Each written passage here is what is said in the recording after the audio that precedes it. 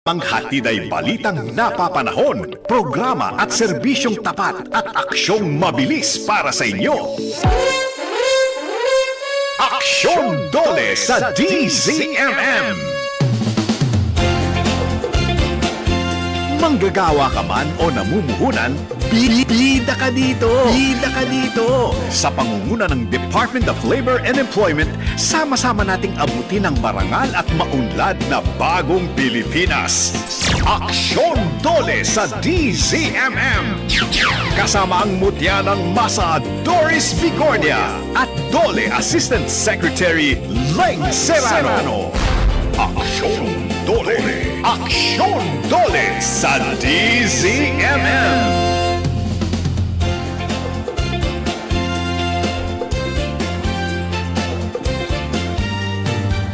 O paano ba yan? Sabado na naman, pero lahat tayo ay excited na. Palapit na po ang araw na pinakahihintay natin, lalo na ng ating mga anak. Pero kayod pa rin tayo, lalo na ngayon, dahil nga siyempre gusto natin na mabigyan sila ng hindi lang ng magandang mga regalo, kundi magandang mga memories para sa Pasko. At paano natin maibibigay yan? Siyempre, yung pagsasama-sama natin buong pamilya sa Noche Buena at yung gift giving. Nag-uusap kami kanila ng aking kapartner tungkol sa mga gift giving. Yan ang essence ng ating pag-celebrate ng Pasko. Oo. Sige, tawid na po kayo. Wala naman pong MMDA dyan. Sige. MMDA talaga. Isang maunlad na umaga mga kapamilya at kaserbisyo. 5 days na lang. Akalain mo yun. Pasko na. Ito ang programang para sa bawat Pilipino, maghahatid ng balita, aksyon at serbisyo sa inyo. Ako po, si Doris Bigornia. Magandang umaga, partner. Good morning. Magandang umaga po sa mga nakikinig at nanonood sa ating ngayong umaga. Tama ka dyan, partner, na pag-usapan natin kanina. Ano ba ang essence ng Pasko? Kaya nga. Ng gift giving. Gift giving. Napag-usapan nga natin na we are keeping the excitement. Nagbubukas Correct. rin po pala kayo ng regalo pagdating ng 25. Iniipon ko talaga. Ako rin, partner. Iniipon ko talaga. Sabi ko nga sa'yo kanina, yung iba inipon ko sa ilalim ng Christmas tree. Yun pala pagkain. Sayang. Nabulok na, Nabulok na, sayang. Oo. Ayan na. Magpapakilala muna ako, partner. Oo, Ako sige. pala si Leng Serrano mula sa Department of Labor and Employment, maghahatid ng mabilis at tapat na serbisyo para sa maunlad na bagong Pilipinas. At ito nga po ang Aksyon Dole sa DZMM.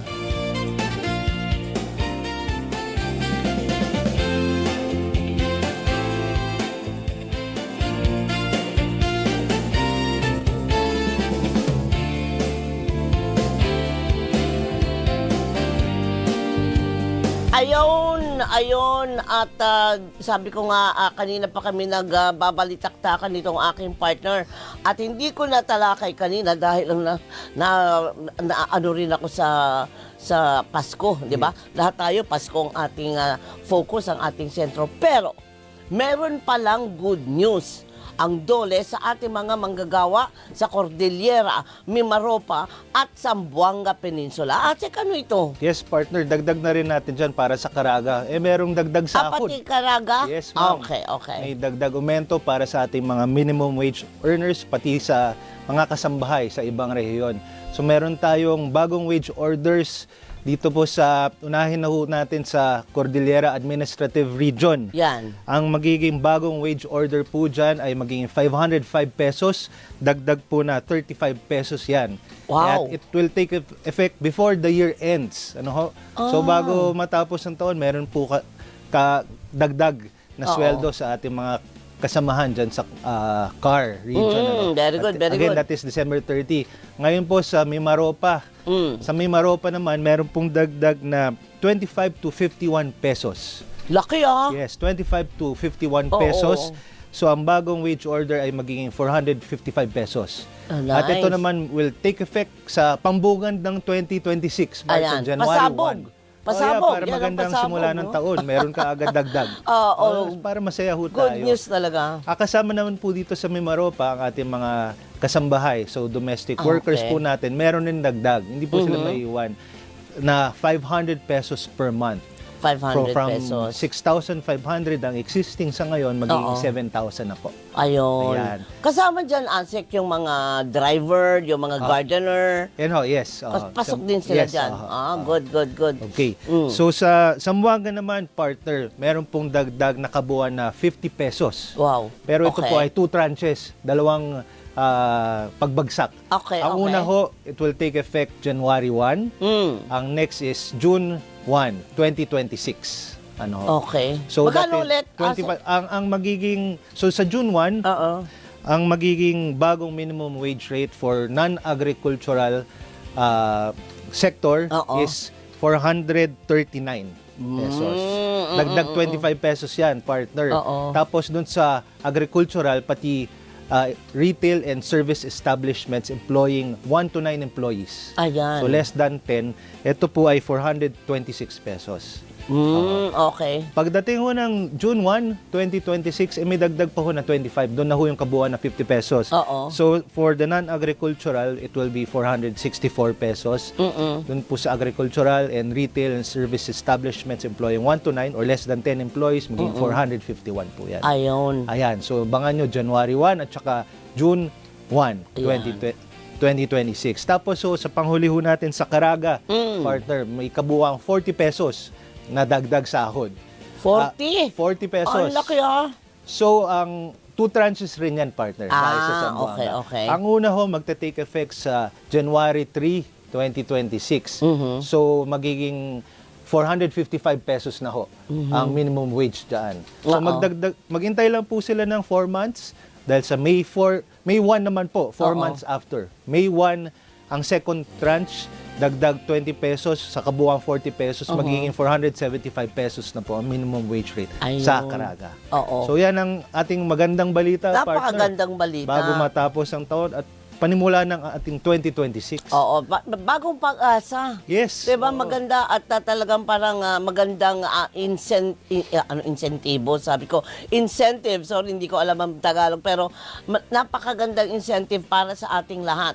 Na unang-una, walang maiiwan. Yes. Oo, partner. kasi magmula nung nagsimula tayo ng programa natin, ikaw lagi ang mga dala mong balita, bit-bit mo. Nakailan na tayo, partner, yes. Oo, pasabog talaga. And this time, ito yung magandang pasabog, imbis yung mga firecrackers. At ito, safe na safe at masaya lahat. Tama, happy ang lahat. Oo, at talaga namang makikita natin, makakalaban tayo, kaya natin ito, carry natin ito eh. Bagong taon, at tingnan mo naman, meron tayong bit-bit na magandang balita. Ano ang 13th month reminders? Yes, meron Kakatpasok tayong din dyan? meron tayong reminder sa ating mga namumuhunan, mga employers, malapit na po ang deadline ng pagbayad ng kanilang 13th month pay sa kanilang mga empleyado. Oo. Kailan ulit, On or partner? before December 24.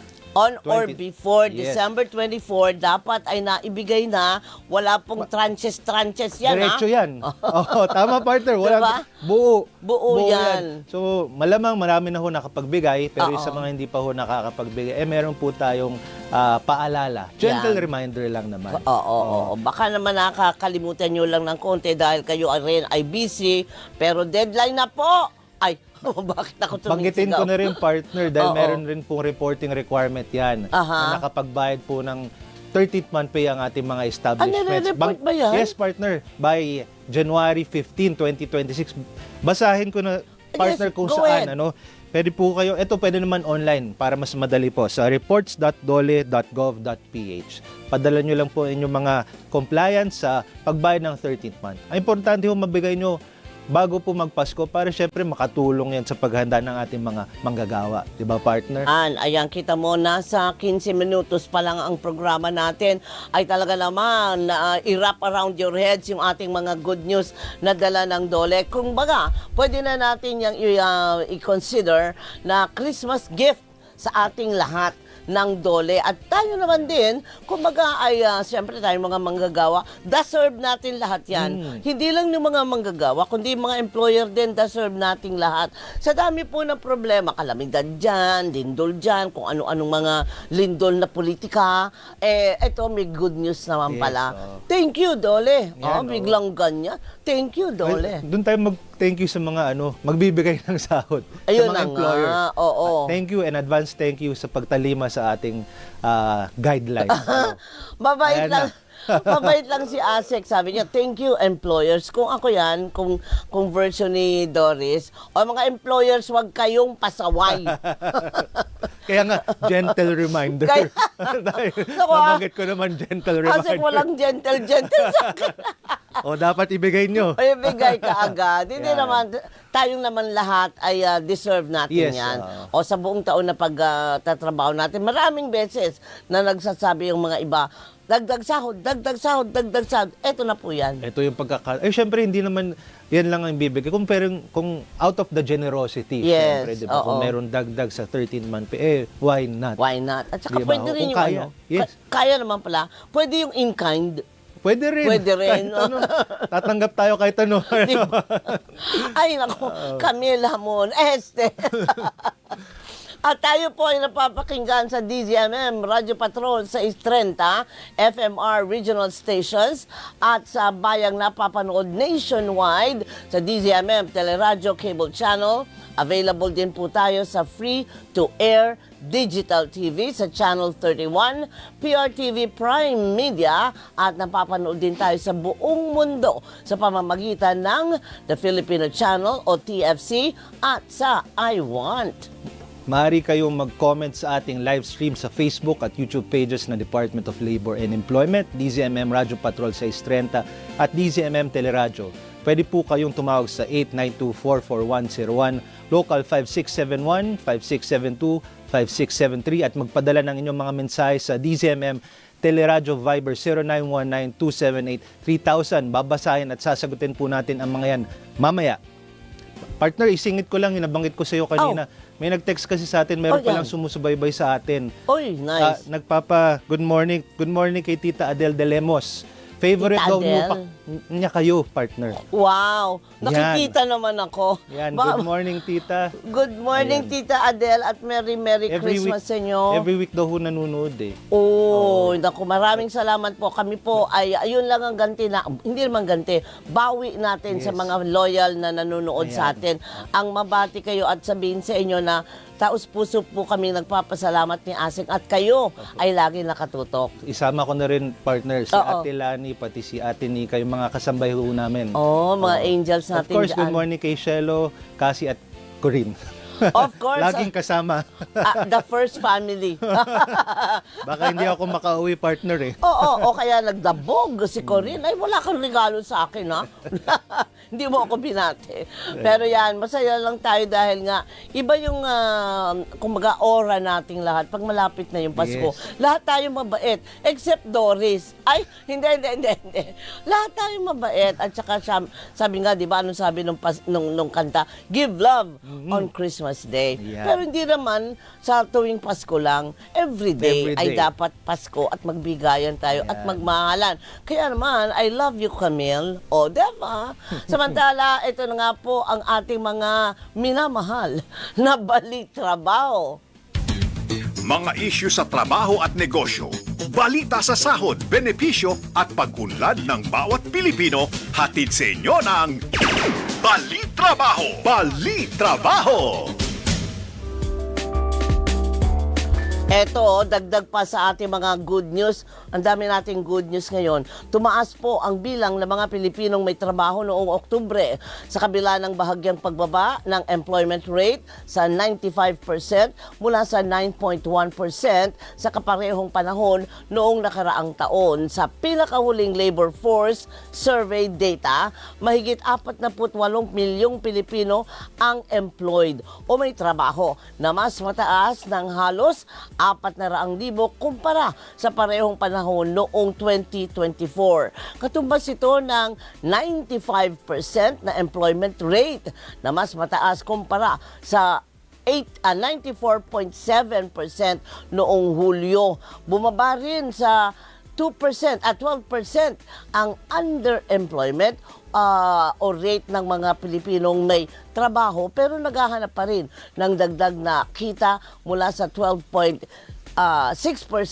noong Oktubre ng nakaraang taon. Sa kanyang pahayag, Iginiit ni Labor Secretary Bienvenido Laguesma na maiuugnay ang pagbaba ng underemployment sa patuloy na pagsisikap ng pamahalaan na mapabuti ang kalidad ng trabaho, partikular sa pagpapatupad ng Philippine Labor and Employment Plan 2023 to 2020, 6 mo to o 8? At ng trabaho para sa Bayan Plan. May ganyan pala, 2025 to 2028. Sa ADB, International Educational and Skills Forum na ginanap mula ika-3 hanggang ika-5 ng Disyembre, binigyan din ni Labor Undersecretary Carmela Torres na nakatutok sa disenteng trabaho at matibay na proteksyon sa mga manggagawa ang paghahanda ng Pilipinas sa pamumuno nito ng ASEAN sa 2026. Ayon kay Undersecretary Torres, ito ay direktang tugon sa direktiba ni Pangulong Ferdinand R. Marcos Jr. na palakasin ang sektor ng paggawa bilang sandingan ng paglago ng ekonomiya. Idinetalye ni Undersecretary Torres ang mga konkretong hakbang para sa ASEAN Year of Skills o AYOS 2026, kabilang ang mas pinalawak na digital at green skills programs, pinatinding pagsasanay sa trabaho at mas malalim na kooperasyon ng pamahalaan at pribadong sektor upang matiyak na handa ang panggagawang Pilipino sa mga trabaho ng hinaharap. Patuloy naman ang DOLE sa pagpapalakas ng sektor ng paggawa bilang bahagi ng mas malawak na paghahanda ng bansa sa pamumuno sa Association of Southeast Asian Nations o ASEAN sa 2026. Kabilang sa mga isinusulong ng DOLE ang paglikha ng mas maraming trabaho, pagpapalawak ng proteksyon at pagpapaunlad ng kakayahan ng mga manggagawa at responsableng paggamit ng teknolohiya. Ayun. Responsableng paggamit ng Yes. teknolohiya. Ay, pasok dyan yung AI, mga ganyan. Yan, eksakto, partner. Oo, kasi kailangan tayong sumunod eh. Ako matigas ang ulo ko. Ikaw mo nga nasa senior economy. O hindi pala, iba. Silver economy. Silver economy natutunan na ako. natin yan last week, partner. Correct. Mas maganda pakinggan kaysa sa senior. Silver economy, parang ang ganda pakinggan. Pero dapat sumunod. Yes, okay. Oo, so nakagapay sa atin ang DOLE tungkol dyan. Samantala, lumagda naman na ang Department of Trade and Industry at National Labor Relations Commission o NLRC ng data sharing agreement noong ika-12 ng Disyembre. Layo ng kasunduan na bigyan ang NLRC ng access sa ilang impormasyon mula sa business name, registration, system ng DTI para makatulong sa pagpapalabas ng summons, pagsisilbi ng notification at pag-execute ng decision kaugnay ng mga labor case. Sinabi ni Trade Secretary Cristina Roque na makatutulong ang kasunduan para mapabilis at mapagtibay ang proseso, lalo na sa pagsisilbi ng legal notice sa mga manggagawa o negosyong sangkot sa anumang kasong may kaugnayan sa paggawa. Layunin din ng kasunduan na mapabilis at mapahusay ang pagreresolba sa mga dispute sa pagitan ng mga manggagawa at namumuhunan, gayon din ang mapabilis ang pagpapatupad ng mga desisyon tungkol dito. Ito pa din yung mga immediately executory. Ano Yan, yung sa execution ng mga kaso. Yan, Yung oo, mga tama. partnerships para mas yung proseso from the decision until the execution Oo. magampanan ng NLRC. Kasi minsan matagal. Yes, partner. Pero ngayon papabilis na. Oo, yes, Ayan. yan. Okay, good. Samantala, partner, pinagtibay ng TESDA ang pakikipagtulungan sa China para sa technical vocational education at training ng mga manggagawang Pilipino. Pinangunahan ni TESDA Secretary Francisco Kiko Benitez ang delegasyon ng Pilipinas na bumisita sa China nitong ika-7 hanggang ika-10 ng Disyembre na layong paunlarin ang pagsasanay ng mga Pilipino para makasabay sa pangangailangan ng labor market ng iba't ibang bansa. Naipagkaloob sa TESDA ang 23 bagong vocational competency standards bilang bahagi ng cooperation project sa mga institusyon sa China. Inilunsad din ng Pilipinas ang Philippines Vocational Education Diploma Curriculum Development Project na layong lumikha ng mga programa para matulungan ang mga Pilipino na matukoy ang kaalaman at akmang trabaho sa Pilipinas o sa ibang bansa. Ayun, mayroong mga available na trabaho at mayroon ding available na pagte-training. Yes. At mayroong isa po tayong ahensya ng basta attached agency ba ang tawag ng DOLE na yan ang mismo ang mandato nila. Yes, magbigay partner. ng mga training skills. Yes. Dahil dyan, ibibitin natin kung ano yan para makinig at manood pa rin kayo sa amin. Magkape muna kayo, okay lang. Yung tinapay nyo, lagyan nyo ng keso, isawsaw nyo sa kape. Ganun ang ginagawa ko, partner. Oo, sarap, Gustong partner gusto ko yan. yun. Oo. Sa umaga lalo, no? Uy, sarap. Oo, kaya nga, mag-almusal muna kayo ng konti.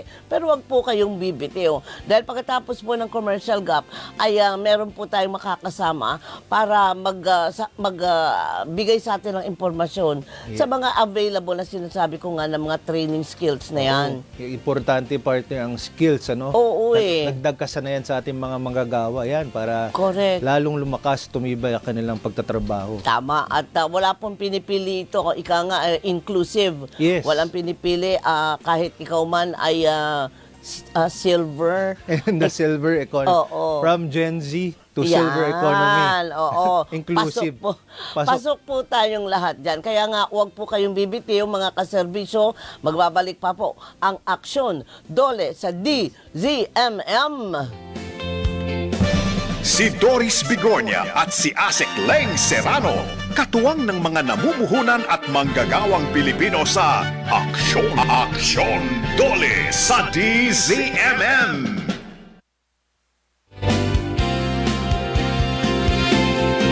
Ito ang Radyo Patrol, Marlene Padiernos, DZMM. Bilang isang Radyo Patrol, ako ay hindi naman nagre-rely sa mga nakikita o nababasa ko sa social media o kung saan man. Pero ang ginagawa ko ay kumakausap ako ng mga nararapat na tao, mga opisyal. Kahit nasaan man silang parte ng Pilipinas, tinatawagan ko talaga sila para makakuha ako ng kumpirmado at siguradong impormasyon na ibabalita ko para sa ating mga tagapakinig. Sa gitna ng gulo, I do not negotiate with criminals. Wala tayong sisinuhin kung saan tayo dadali ng ebidensya. Never said to sign. May kaparusahan na katumbas hanggang sa kanilang ginagawa. paano malalaman kung ano ang kumpirmado at sigurado? May nakatutok na ngayong atensyon natin doon. Bakit kung maraming issue po na kinakaharap? May mga nakasuhan na po ngayon. Abay, wala pa rin nangyayari. Anong sagot ng ICI doon sa hindi pagdalo sa inyong invitation? Marami na rin ang nakapaglabas ng kanilang mga saloobin. Pero sila talaga ay kasama sa problema, ganun ba? Sama-sama tayong umunawa at nang malinawan sa katotohanan. DZMM Radyo Patrol sa Istrenta at DZMM Teleradyo. Anong handa natin sa Noche Buena? Kung may budget, siguraduhin may gulay, bukod sa karne at iba pang mga pagkain o sundin ang pinggang Pinoy para sa balanseng pagkain. Hinay-hinay rin sa pagkain ng matataba, maaalat, matatamis at lalo na yung pag-inom ng alak. Tandaan, lahat ng sobra nakakasama sa katawan.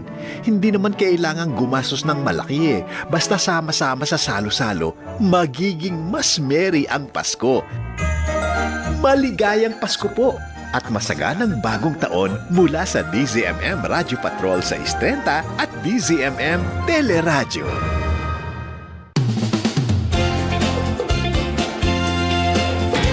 Serbisyo, impormasyon at tamang aksyon mula sa Department of Labor and Employment. Lahat ng yan ating alamin sa Tatak Dole! Tatak Dole sa DZMM! At nagbabalik po kami ni Asek Leng Serrano dito sa Aksyon Dole sa DZMM. At kaya kayo mga kaserbisyo na nakapagsausaw na ng ng tinapay na may palaman na keso sa inyong kape, higupin nyo na. Dahil ito na nga po, meron kung kayo po ay naghahanap pa o naghahanap pa lang ng trabaho o nais nyo bang matuto ng mga bagong skills? Ayan. Aba, may handog na libreng training at kurso ang Technical Education and Skills Development Authority o ang tinatawag natin na TESDA Yan. para sa inyo, para alamin ang proseso. Gayon din ang kahalagahan ng Technical Vocational Education. Makakasama natin sa studio. Partner, ikaw mag-introduce Yes. nito. Tropa pips mo to Yes, si Ms. Floramel Joy Songsong, ang Executive Director ng Public Information Office ng TESDA. Good morning, Ms. Joy. Good morning po, Asek Serrano. At ganun din kay Miss Bigornia. Magandang umaga po sa inyong lahat. Good morning. Ang tagal ko nang natawag na Miss Bigornia. Parang na-miss ko yan. Parate, Miss Doris o kaya Ma'am Doray. Pero thank you for that wonderful intro. Actually po, yun ang binanggit sa akin ng aking anak, si Asek JP Songsong. Nasabi niya familiar, po, parang during the MMDA time, days po niya. He's my son. Anak mo yun? Opo. Bakit napakabata mo? Nakakadaya lang po. Naku, JP. Matagal kami And nagsama he says hello niyan. po. He says hello. Oo. And he's monitoring. JP, anong monitoring ka dyan? Mag-ayos ka ng traffic. Maraming Nautusan pa, salamat. partner, Nautusan pa. JP, namimiss ko na kayo dyan sa MMDA. Ayan. Siyempre, sinabi ko nga kanina po, isang attached agency lang dole ang TESDA. Pero, pakipaliwanag niyo lang sa amin, ma'am. Ano nga po ba talaga ang mandato o tungkulin ng TESDA? Opo, ang pangunahing mandato po ng TESDA ay yung ihanda ang ating mga kababayan para pagka sila ay nandun na sa edad ng pagtatrabaho, talagang properly skilled sila at pwedeng makipagsabayan kahit ano pa man yung sektor ng paggawa na kanilang naising pasukin. So, ipinoprovide po ng TESDA yung mga pagsasanay at oportunidad para sila rin ay maging properly skilled. Kung ano yung hinahanap ng industriya, siya nating ibinibigay na pagsasanay at paghahanda sa kanila. Libre. Libre po. Ayan. Ano ba partner, Go ahead. Miss Bigornia. Ay! May I? Sorry, nahawa na ako. Go, Naging Mr. formal. Serrano. Miss Joy, ano ba mga industriya yan? Baka may banggit nyo para magkaroon tayo ng example. Baka meron kayong Meron pong mga industriya na mas pamilyar tayo, katulad Yan. ng welding, yung mga construction related, meron yung sa beauty and health, yung katulad ng pagmamasahe. Meron din naman pong mga, ngayon ay mas nagiging kailangan na ng mga industriya na medyo mas high-tech, nandyan yung mga ICT qualifications natin, na inihahanda rin yung ating mga kababayan para dun sa pagtungo natin sa 21st century. Yung mga 21st century skills na kailangan din naman, kahit ano pang sektor ang pasukin mo, kailangan po yun. Yung analysis ng mga problema, kung paano mo tutugunan, yung pong sa digitalization ng mga paggawa, yan po ay mga bago, pero kailangan din talaga nating ihanda ang ating mga kababayan para kahit anong sektor ang kanilang pasukin, kahit sa construction sector, may mga digitalized na proseso at may mga digital at high-tech na mga gamit. So, kailangan makisabay tayo doon sa paghahanda sa kanila para saan man nila naisin na tunguhin yung kanilang pagtatrabaho, either locally or mag-abroad sila, yung ating standards na ipinibigay sa kanila ay world standards po yun. Kinikilala rin at kapantay kung ano yung pangangailangan ng sektor na yon kahit na nasa labas ng Pilipinas. Pwede makipagsabayan, partner. Dapat competitive tayo, partner. Yes. Lalo na yung sinasabi nating evolving labor landscape. Correct. Kailangan updated ka talaga. Yan. Pero gaano katagal po yung training? Meron po mga maiigsi lang, like yung mga NC1 level na sa automotive, yung sa welding. As short as 160 hours po yun. So, mga isang buwan lang halos yun eh. Yeah. So, pwede pong ganun kaigsi. Lalo na yung mga very specific. Meron din po kasing mga tinatawag ngayon na mga micro-credentials ang tawag. Yun yung mas maliliit na duration ng pagsasanay na specific lang talaga, nakatuon lang do sa ano ba yung kailangan mo na upskilling or yung competency na kulang pa kaya hindi ka natatanggap ng employer kapag nagkakaroon ng mga job fair. Meron po kasi ang tawag natin ay near hires. Yung almost there but not quite. May kulang pa. Yun ang ating tinututunan. Bitin na bitin. Bitin pa. Sa pamamagitan ng mga micro-credentials. So, meron pong mga maigsi. Meron din namang umaabot ng mahigit 1 taon ang kanilang pagsasanay. Yun pong, partner, sundutin ko lang yung tanong go na ahead, yun. go ahead. Yun pong mga pagsasanay na yan ay conducted by mga debatingaw na mga experts ninyo. Opo, kasi bago naman po makapag-handle as trainer ang isang individual, kailangan din meron siyang expertise doon sa kanyang ituturo. At kailangan din ay nakasabay siya doon sa world standards. Yes, Kasi para maituro mo, sabi nga natin sa English, diba, you cannot give what you don't have. Correct. So ang isang trainer dapat updated din ang kanyang skill para maituro niya doon sa kanyang magiging trainings. Tama. So parang walang katapusan na upscaling. Oo nga, upskilling, reskilling, retooling. Yun. Yan. Partner, tanong ko na lang, ito, kung meron mga interesado mga nanonood o mga manggagawa, paano ba yan mag-access? Meron bang qualifications? Paano ba mag-avail? Yan. Opo. Yan siguro. Ang kagandahan po sa TESDA kasi siya ay naka-spread out sa buong Pilipinas. Meron tayong mga nationwide. So, pwede po kayo makipag-ugnayan sa pinakamalapit na TESDA office, whether yan ay provincial office or training center ng TESDA o kaya naman mga district office sa Metro Manila. At sa kanila po pwede kayong gabayan kung ano yung mga kailangan. But basically, ang sa age requirement po ay dapat 18 years old. 18. Kasi ang ating anticipation nun, ang assumption natin, pagkatapos ng training, pwede na siyang magtrabaho. So kailangan Diretso na. nasa working Yes, age na siya. diretso na. So 18 years old, pwede po yung nakapagtapos ng either high school or yung ALS. Kaya very inclusive siya. Hindi siya namimili kung ano yung naging background mo, educational background mo, bago kang pumasok sa training na ipinagkakaloob ng TESDA. Pwede pala yun. Yes, yan, Akala ko specific. No, hindi naman Na po. nagtapos ka sa ganito, ito lang para sa iyo, hindi ganon. Hindi naman po. Marahil po para lang doon sa mga masyadong technical. Yun po ang medyo may requirement. Pero yung mga entry level po ng pagte-training ay basta 18 years old, tapos can read and write, at saka yung sa math, yung sa numeracy, kasi merong mga computation ko minsan eh. So, either ikaw po ay high school graduate or ikaw ay ALS na nakatapos nung sa ALS at ikaw ay may kahandaan na para mag-training. Okay. Ayan, partner, tanong ko na rin, ano ba, ma'am, maaari nyo bang ibahagi yung TESDA Best 8-Point Agenda? Ay, opo. Yan po, excited po kami dyan pagka yan ang pinag-uusapan. Kasi ito po ay pinasimulan, ito ay agenda na pinasimulan ni Secretary Kiko Benitez nung siya ay mag-umpisa. Kasi ito ang nagsisilbing parang mapa namin or guideposts namin kung ano yung mga bibigyan ng pansin para matiyak na ang TESDA po ay nakapagbibigay ng or equal na opportunity para sa lahat. Kaya ang ginagawa niya ay maihanda, maging inclusive yung aming po mga trainings na ipinagkakaloob para mas maraming Pilipino ang mag-benefit do sa mga serbisyo na ipinagkakaloob ng TESDA. At ganoon din po, siguraduhin na tugma yung training na ibinibigay sa isang individual para pagtapos ng kanyang training, meron talagang sasalo sa kanya na employer. Hindi na babaliwala yung kanyang inilagi sa kanyang pagte-training. Kasama din po doon yung pag-provide ng flexible learning.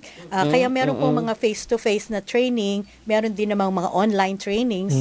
Meron po kaming ganun. May online? Opo, meron po. Para accessible talaga, yes. partner, Oo no? nga.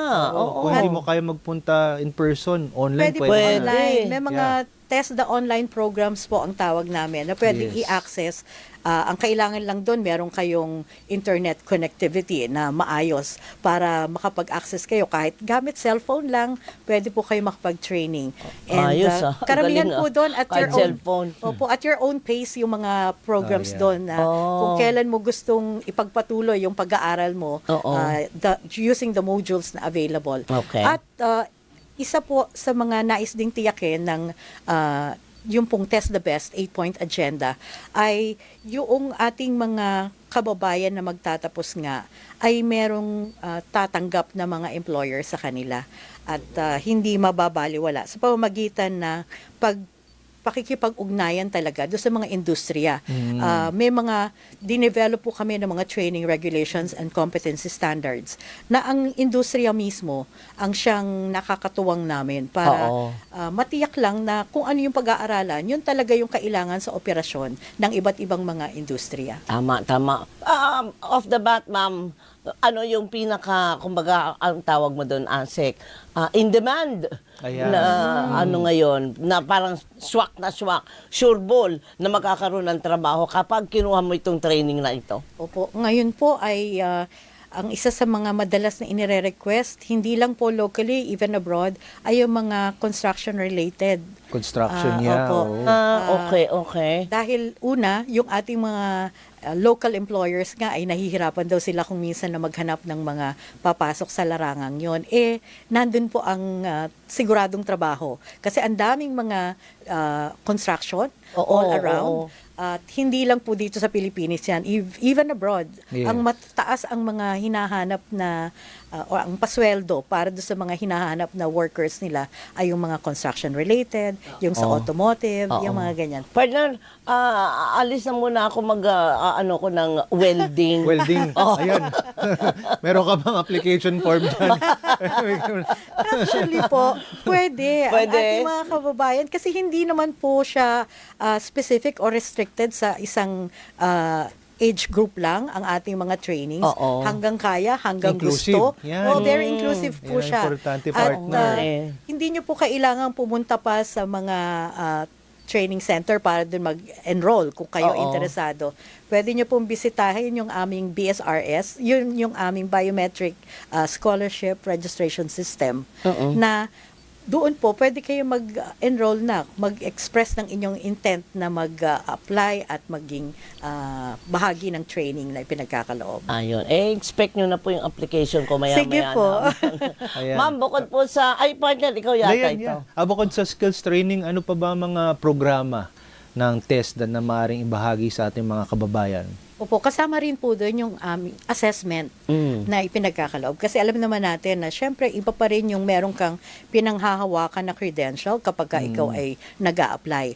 At ang kagandahan po sa assessment na ipinagkakaloob ng TESDA, bahagi ng kanyang mandato rin, ay yung pagbibigay ng pagkakataon para ma-certify din even yung mga hindi naman nagdaan sa training pero meron ng ganong skill dahil sa kanilang mga naging past work experiences. Meron po kasing tinatawag na recognition of prior learning sa TESDA. Ibig sabihin, kinikilala yung mga natutunan mo na skill kahit hindi ka nag-enroll at nag-undergo ng training ng TESDA. Kasi po, ang certification naman ay ipinagkakaloob yung mga NC1, NC2, NC3. Ibinibigay po yan kapag ka naipasa mo yung assessment. So, importante po yung assessment na maipasa para exam. Yes. Yes. Kasi po, during the assessment, ipinapakita mo na kaya kong gawin, i-perform itong requirement ng trabahong ito. At pag naipasa mo nga, yun ang ginagamit na katibayan do sa mga a-applyan mo ng trabaho na employer. So, kumbaga talagang magiging swak na swak. Hindi yung ganyan talaga kapag ka nag-training kayo. Pero mahirap ba ang test? Gumagana. Biglang gumanon. Una po, kung dati nyo nang ginagawa, ay muscle memory na kung minsan yan, hindi po ba? Pangalawa, kung mag-undergo ka nga ng training, tinitiyak naman kasi na kung ano yung tinuturo during the training, ay siyang kailangan talaga ng industriya. So kapag natutunan mo yon at pinagsikapan mo talagang aralin, during the assessment, magiging madali na para sa'yo. Ano bang usual passing rate dyan, Miss Joy? Mataas naman. Opo, sa assessment naman po kasi, dalawa lang ang ibinibigay doon na rating, bale, o result. Yung qualified at saka not yet qualified. Parang pass or fail. Not necessarily po fail kasi pagka not yet qualified, pwede pong isang bahagi lang ng assessment ang hindi mo pa naipapasa. So, pwede kang umulit ulit para maging qualified ka na and eventually ma-issuehan ka ng certificate. Okay. Parang konting kembot pa. Yes po. Makakapasa ka na. Okay, Yes. okay. Pero ma'am, dyan po sa ating iniyayabang ngayon na pag-deserve, na pinagyayabang naman na ang nagagawa ng TESDA. Mga ilan na po ba ang natulungan ng TESDA? Magmula okay, naku, ilang taon na yun, ano? Pero ibig sabihin, year in, year out naman, meron mga ganyang, hindi tumitigil eh. Di ba? So, ano ang ballpark figure ninyo? Ilan na ang natutulungan at papaano naiengganyo pa na meron ba talaga na naiengganyo? On the average po, ang sa isang taon, mahigit 1 million po ang ating nabibigyan ng pagkakataon para makapag-aral, makagraduate, and eventually ma-certify after ng kanilang assessment. Ay, 1 million lang naman pala, Sek, na walang-wala ito. Maliit na bagay. Ayan. Ayun, mabuti naman. 1 million. Average pa lang ito, Yes po, on the average. Average, okay. Ang dami, partner. Ano? Kaya nga, oo. Skilled workers talaga. Meron tayong skilled workers. Oo. Ayan. Pero, meron tayong katanungan dahil dyan. Yes, Miss Joy, matanong ko na rin, meron tayong trainings. Meron rin scholarship programs na inihahatid ang TESDA, ano? Yes po, at nagpapasalamat po kami sa Pangulo dahil nakita rin, suportado po ng ating Pangulo ang mga ginagawa ng TESDA at yun din ang dahilan kaya minarapat at binigyan kami ng mas malaking budget yata for next year. Nice! Kung mas malaking budget po, syempre ang translation nun, mas marami rin ang mabibigyan ng scholarship at ng pagkakataon para matuto. Ayun, oo. Paano naman po sinisiguro ng TESDA na ang mga training program nito ay nananatiling angkop sa pangangailangan ng merkado at industriya? Kumbaga, ano ang sustainability nito? Opo. Ang isa po sa ginagawa rin ngayon ng TESDA ay yung palakasin ng ating ugnayan sa mga nasa industriya. Sa katunayan po, sa ilalim po ng batas na nilagdaan ng Pangulo, yung Enterprise-Based Education and Training, doon po mas binibigyan ng malaking partisipasyon ang mga enterprises kasi ang training ay doon mismo sa enterprise ginagawa. Kung saan mismo yung operasyon, doon isinasagawa yung pagsasanay. At sa pag-prepare, pag-develop po ng mga standards na ginagamit at regulation na ginagamit sa pagte-training, ay kaagapay po namin ang mga nasa industriya, yung mga experts. Sila ang nagsasabi, kailangan po ito ang skill na ma-develop sa kanila. Sila ang nagde-determine kung gaano katagal para dito sa particular na skill na ito. Correct. Di mabuti pala. Kumbaga, hindi naman binibitawan. Kumbaga, sige, bigay natin ang training ito, bahala na kayo sa buhay nyo pagkatapos. Hindi ganon. Mayroong tuloy-tuloy na pag-agapay, no? Yes, parang yung work-to-work transition or school-to-work transition. Correct. Ayun ang importante. More of training to trabaho. Yun po ang aming training to trabaho. Training to trabaho. Siguradong may trabaho pagkatapos ng training to trabaho to sweldo. Yes. To 13th month pay. To 13th month pay. Siyempre yan ang part of the natin, yung pagbibigay ng decent work. Yes, tama. Yan naman ang gusto nating lahat. Decent work. Yes. Partner, nung nakarang linggo, binigyang pagkilala ni Pangulong Ferdinand R. Marcos Jr. ang mga nagwagi sa naganap na World Skills ASEAN Manila 2025 noong August pa, partner. Binalita natin ito. Yes, naalala mo yung mga una. Sa mga kategorya po ba nanguna ang ating mga kalahok? Naku, una po sa lahat ay maganda nga ang naging natin pag pinakita natin na performance during the World Skills ASEAN at naka-30 na mga medalya po ang ating naiuwi dyan. At kasama na po dyan yung mga kung saan naging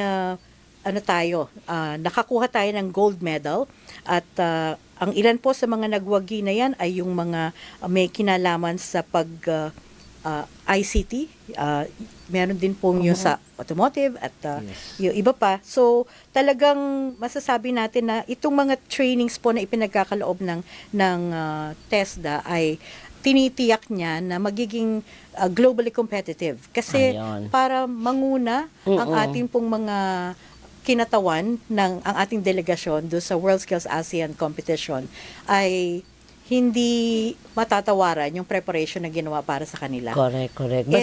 Basta naman Pilipino di ba, Asek, Yeah, pagka nalaman ng mga taga-ibang bansa, Pilipino, alam na hardworking. Yes. Kaya malaki yung chance na ma-hire. Oh yes, and hoping it would translate to more investment dito, no? Tama. Yung skills ng mga Pilipino. Andiyan tayo magtayo ng ating mga warehouse o ano man. Correct. At hindi na kailangang umalis pa ng bansa Yes. ang ating mga kapamilya. Dito na yung kumbaga ay ito na yung factory natin. Yes. Di ba dadalhin nila Opo. dito? Ang nakakatuwa lang po doon, kasi nga nababago rin yung pananaw na pag sinabing tech-voc, yan yung mga Oo nga, yan ang dirty, sinasabi dangerous, ko. and yan. Hindi po, kasi magugulat kayo. Doon po sa mga nakatanggap ng gold na medal, nandyan si Miss Hannah Cristel Caintic, graphic design technology po Graphic yan. design, Meron din po sa Internet of Things, meron din sa CNC maintenance, cooking, hotel reception, electrical installation, refrigeration and air conditioning, industrial control, carpentry, plumbing, and heating. So, very Eating, wide- ma'am? Eating? Heating po. Akala ko Gutom ka na eating. yata, Gutom na partner. Hindi, sasali ako doon. Expert ako dyan sa eating. Opo. At hindi lang po doon nagpakita ng galing ang ating mga kababayang parang delegation. Pagdating doon sa Asia, kasi ang sumunod na level po noon ay yung sa Asia naman, World Skills Asia. At doon naman ay nakakuha tayo ng 5 na mga medals.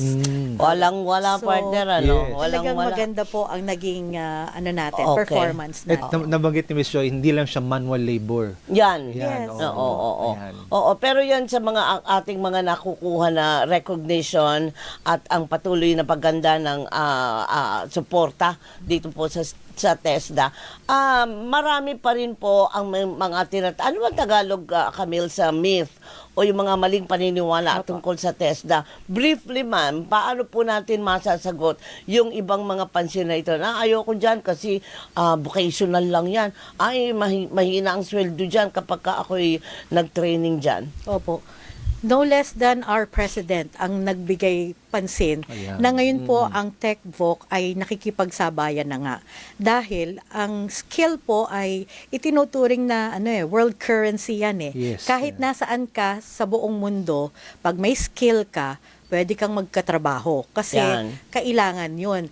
At ngayon po, ang observation din namin, hindi garantiya na meron kang diploma at may natapos ka sa kolehiyo para ikaw ay magkatrabaho. Kasi mulat na rin po ang kamalayan ng ating mga employers na sa isang operasyon, kung ang kailangan ay skill at hindi naman diploma, sa training po kasi na ipinagkakaloob na ng TESDA, yung hands skill, yun ang hands-on na training Yes. ang ibinibigay. Technical. Kaya Yeah. mas familiar sila dun sa mga gagamitin na equipment, ng mga tools, dahil yun ang pinagdaanan nilang training. So, mali po yung kaisipan na, second rate. Mas malaki po kaya ang mga sweldo ng mga yan. Kumbaga Kaya doon nga. sa mga nasa opisina, nasa likod ng kanilang mga mesa. At, Kaya nga po ako'y mag-a-apply Partner, paano na ba mag-apply? Kaya nga. Ano ba? Alis na tayo. Ito na pala yun. Ito na, oo. Pero partner, meron na pumasok na mga questions mula sa Ayan, ating may mga katanungan. tirahin mo na to, partner. Sige. Mula kay Juway May Balingaw, saan po may free training o scholarship for ruminant dairy farming? Ano yun? Ruminant. Opo, Big word. ruminant po ay yung mga baka, kalaba, ganyan. yung mga Ruminant natin, inaalagaan natin na nakagala sa ating mga farms. Opo. And ang May scholarship daw po ba? meron po. Saan po? Maaari po nila, kasi nga ang TESDA po ay nakakalat siya sa buong Pilipinas. So, Tama. maaari nyo pong bisitahin ang aming website, ang TESDA, www.tesda.gov.ph. Doon po ay nakalagay yung mga trainings, yung mga programs na available ngayon at kung saan. Kaya kung alin po yung malapit na lugar sa inyo, pwede nyo specify doon sa search engine niya at dadalihin kayo kung saan nandoon yun. So, nasa website lang Nasa yan. website lang po yan. Or kung meron kayong kapitbahay na TESDA office o kaya naman training center, maaari din po kayo magpatulong para ituro kayo kung saan ino-offer ang ganitong klaseng qualification. Okay. Wala naman po kay Julie Roldan, ang tanong po niya, kung may training na 1 month lang. Opo, nabanggit ko nga Oo po nga, kanina nabanggit na kanina. meron siya 160 hours lang ang Yes. duration, and kung 8 hours po yan every day, Oo. at in a week 40, no? So tapos yan opo, by 1 month. by 1 month tapos Yeah. po Oo. yun. Okay. Pero sapat yung training na makukuha niya kung ganun kaiksi. Opo naman. Kasi po meron siyang ginagamit na guide, yung training Ayan. regulations and competency At saka may standards. assessment pa yan. Ayun, May may assessment assessment. pa, May Oo. assessment, okay. Oo, partner. Next question mula kay Maricar Hermosa Banzales. Nag-take po ako ng TESDA training way back 2012. Hindi ko po nakuha yung certificate. Pwede pa po ba makuha yun ngayon? Opo, medyo 13 years ago. Opo, 13 years Wow. ago. Yun pong ating mga NC kasi ay meron siyang expiration hanggang 5 taon po yun. Validity Opo, parang validity ganyan. niya. So, para mai-renew ay kailangan nyo pong... Mag-update na lang siguro siya. Opo, mag-update na lang po. Yeah. Dalhin nyo yung inyong mga credentials at patunay na kayo talaga ay nakapagtapos ng training at may NC kayo. Although ito naman po ay nasa sistema Nasa lahat sistema. ng mga nandun lahat na. ng mga Oo. nagtapos at na-certify, meron po tayong sistema na pwedeng To update, bisitahin. Miss Joy, kailangan niya ulit mag-undergo ng training and another assessment? Oo. Ganyan ba yan? Not necessarily po kasi kung hindi pa naman nababago yung training regulation na ginamit nung siya ay nag-undergo ng training, ibig sabihin pareho pa rin yung assessment tool, no need po na magpa-assess siya ulit. Ipapakita niya lang yung certification ng kanyang employer na nagamit niya yung ganong klaseng skill, yung competency na yon. Kumbaga walang expiration. Walang expiration. Opo. Okay. Wala naman kay Jane Tipal Maria 700, may free virtual assistant training po ba ang TESDA or DOLE? Salamat. Yun ang usong-usi, yung virtual assistant. Opo, meron po tayong mga ganyang training at ang kagandahan nga po niyan ay available siya doon sa ating mga TESDA online programs. Online So, yan. opo, online po yan. Okay. Pwede nilang Yan, i-access. importante, accessible anywhere, no? Correct. Online. Ayan. Okay. Mula, next natin partner mula kay Roberto Ignacio. Magandang umaga po, Miss Doris. Happy weekend po. Nahirapan po ako muna ng trabaho bilang virtual online video editor ngayon. Ano po kayang maitutulong ng TESDA? Salamat po mula sa Pasay City. Ayun. Meron din po tayong tinatawag na Content Creation Development, Content Creation Services, NC3, na kung saan itinuturo kung ano yung mga paraan, kung paano mo mas igting yung iyong kakayanan sa larangang yan. Mas kikilalanin mo syempre kung ano yung ginagalawan mo na ecosystem or yung kung saan ka magtatrabaho. Ano yung paraan para mas marami yung tumangkilik doon sa iyong mga igagawin, no, na mga na output. So, pwede rin po makipag-ugnayan. May ganyan pala partner, no? Oo. Content creation. Content creation. Basta ang susi lang dyan, Daki. Ay, ano ninyo, i-click nyo lang yung link ng DOLE at TESDA, TESDA, para makita yan. pages. Mula naman kay Cynthia Robles, 99447, pwede po ba ang senior sa Ayan. TESDA? Sinagot mo na ito, ma'am, kanina, Yes, di ba? opo. Basta Welcome, kaya pa at gusto, wala pong makakapigil para tayo ay matuto ng skill at ng karagdagang skill kung meron na kayong skill. Dahil ano yes. po ano yan silver, sabi ka ni Ase kanina, silver. Welcome lahat. Correct. Lalo na from the silver economy. Yan na nga. Ay, okay na. Wala na. Maya-maya lang ay talagang mag-inquire na rin ako kung ano ang pwede sa akin. Gusto ko welding. Eating, partner. Eating. Oh. Eksperto ako dyan.